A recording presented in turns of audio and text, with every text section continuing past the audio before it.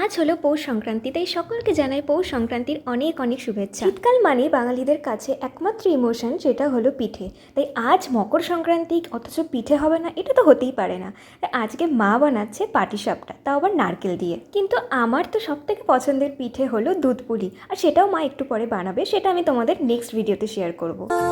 বলো বলো কার কাটা চাই ভাই, মিছি মিছি করো কেন খাই খাই, পিঠে পুলি নরম পেলেই মন জুড়িয়ে যায়। বাঙালির মিষ্টি হলেই হয়, গুণীজন বলে শুধু তাই, নারকেল ক্ষীর নলেন গুড়ের পাটিসাপটা চাই। মোদের বলতে নাহি লাজ, মোদের মিষ্টি খাওয়াই কাজ। মোদের বলতে নাহি লাজ, মোদের মিষ্টি খাওয়া কাজ।